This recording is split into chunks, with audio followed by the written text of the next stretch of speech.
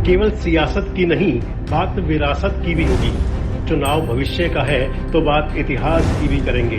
कहानी सियासी है वे हम आपको बताएंगे धुरंधर राजनेताओं के सियासी किस्से।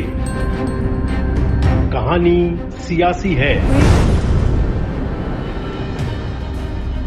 दोस्तों नमस्कार, मेरा नाम संजय मग्गू है और मौजूद है देश रोजाना के डिजिटल मीडिया प्लेटफॉर्म पर।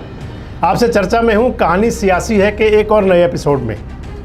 कहानी सियासी है, इसके अंदर हम आपको देश और प्रदेश के उन तमाम नेताओं के बारे में बताते हैं कि जिन्होंने राजनीति के अंदर एक बड़े मुकाम हासिल किए, या जिनके किए हुए काम या जिनकी राजनीति का समय किस्से बन गए, कहानियाँ बन गया। आपसे चर्चा में हूँ हरियाणा के पूर्व मुख्यमंत्री भूपेंद्र सिंह हुड्डा को लेकर। वो भूपेंद्र सिंह हुड्डा जो चौधरी देवीलाल को लगातार लोकसभा के 3 चुनाव हराकर हैट्रिक बनाने के साथ साथ न केवल हरियाणा बल्कि देश की राजनीति में अपना नाम कर लिया। वो भूपेंद्र सिंह हुड्डा जो कि मुकद्दर के सिकंदर माने जाते हैं। वो भूपेंद्र सिंह हुड्डा जिन्हें कि मुख्यमंत्री पद का ताज मिला और 9 साल से अधिक समय तक हरियाणा के मुख्यमंत्री रहे।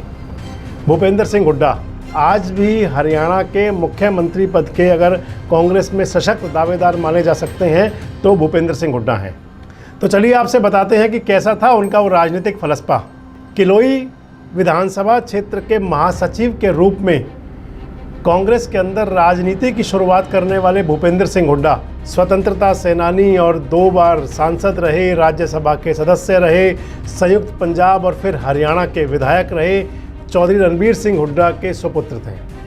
चौधरी रणबीर सिंह हुड्डा जो कि गांधी परिवार के बहुत नज़दीक हैं, जो कि नेहरू परिवार के बहुत नज़दीक हैं, और वो रणबीर सिंह हुड्डा जिन्हें कि पंडित जवाहरलाल नेहरू कभी मुख्यमंत्री बनाना चाहते थे, जिन्हें इंदिरा जी भी मुख्यमंत्री बनाना चाहती थी। आप मेरे इस वीडियो में देख सकते हैं कि जवाहरलाल नेहरू बनाना चाहते थे रणबीर सिंह हुड्डा को मुख्यमंत्री, जिसमें मैंने आपको बड़े तकसीम से सब कुछ बताया था।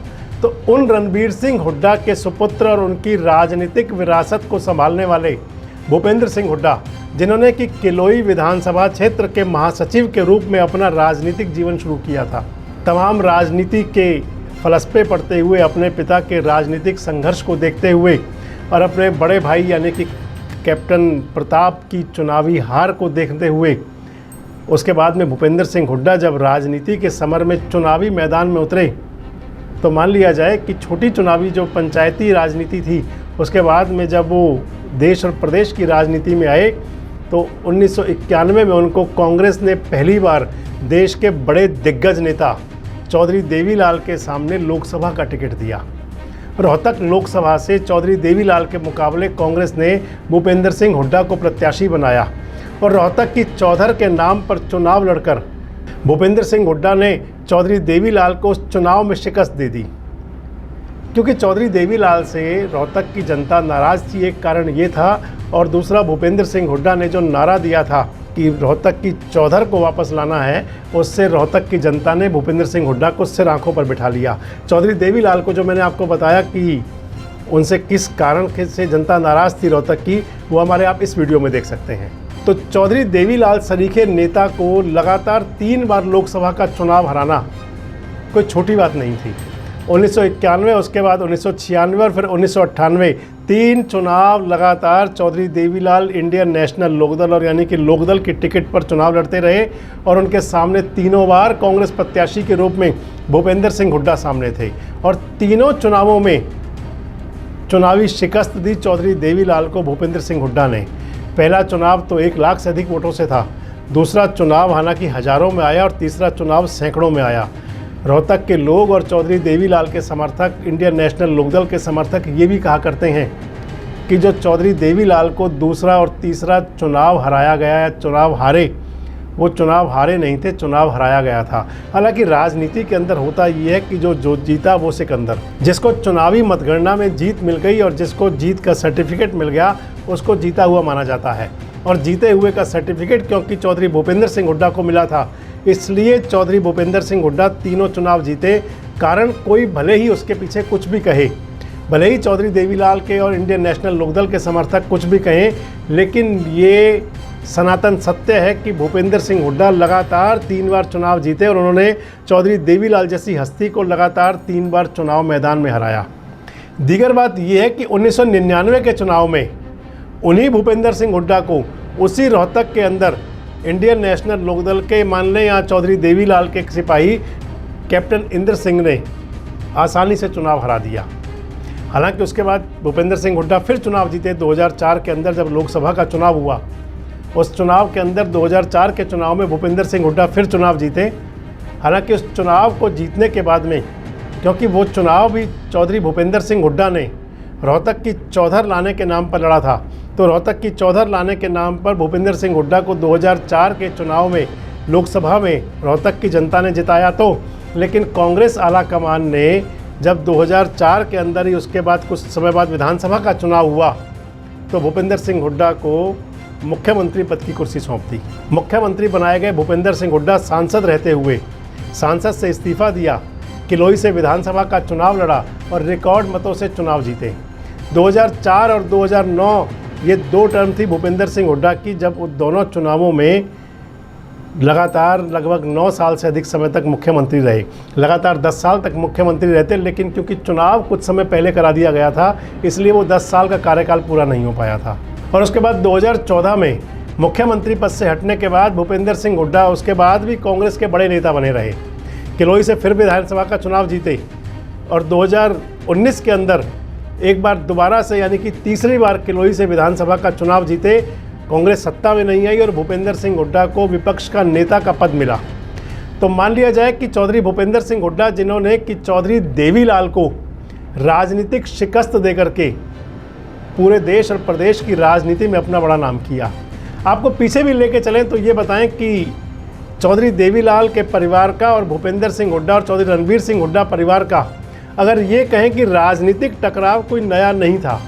1991 में जो आमने सामने चुनाव लड़े थे भूपेंद्र सिंह हुड्डा और ताऊ देवीलाल, चौधरी देवीलाल, वो चुनाव तो उनका भले ही पहला आमने सामने का था, लेकिन राजनीतिक जो टकराव था, राजनीतिक जो वर्चस्व की लड़ाई थी वो पहली नहीं थी।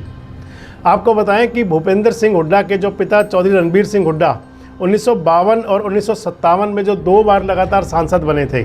1962 में जब वो विधायक बने तो पंडित जवाहरलाल नेहरू चाहते थे कि उनको संयुक्त पंजाब का मुख्यमंत्री बनाया जाए।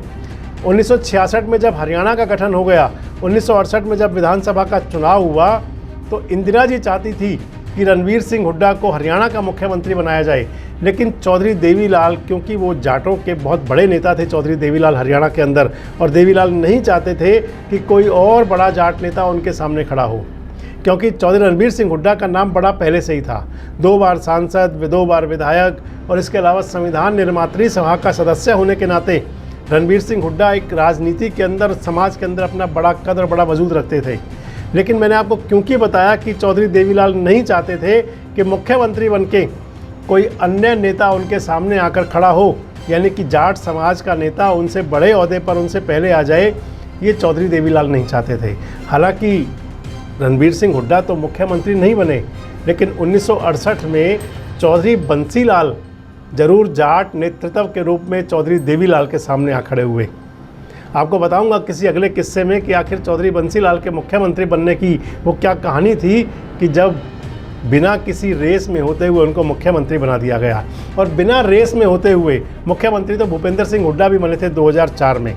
आपको अगली स्टोरी में कभी ये भी बताएंगे कि 2004 के अंदर वो क्या हालात बने थे, जबकि चौधरी भजनलाल हरियाणा जो विधानसभा के अंदर कांग्रेस विधायक दल के नेता पहले हुआ करते थे। भले ही उन्हें मुख्यमंत्री का फेस डिक्लेयर ना किया गया हो, लेकिन जो चुनाव हुआ था वो चौधरी भजनलाल के नेतृत्व में हुआ था। किसी अगली स्टोरी में आपको ये भी बताएंगे कि आखिर कैसे 2004 के अंदर मुख्यमंत्री बनते बनते रह गए थे चौधरी भजनलाल और उसके बाद वो राजनीति से एक तरह से निर्वासित हो गए थे। बहुत सियासी कहानियाँ हैं हरियाणा की, और अपने जागरूक दर्शकों को और ख़ासकर अपनी नई पीढ़ी को हरियाणा के राजनेताओं के उस स्वर्णिम इतिहास की जानकारी हम समय समय पर सियासी किस्सों की कहानी में ज़रूर देते रहेंगे। आज हमने आपको बताया कि किस प्रकार चौधरी देवीलाल को हराकर भूपेंद्र सिंह हुड्डा हरियाणा की राजनीति के न केवल देश की राजनीति के बड़े चेहरे बन गए। अगले दिनों में आपको एक किसी और नए किस्से के बारे में बताएंगे। जुड़े रहें हमारे साथ, देखते रहें देश रोजाना। हमारे साथ जुड़े रहने के लिए देखते रहिए देश रोजाना का यूट्यूब चैनल सब्सक्राइब कीजिए। साथ ही देश रोजाना की खबरें सबसे पहले देखने के लिए प्रेस कीजिए बेल आइकन।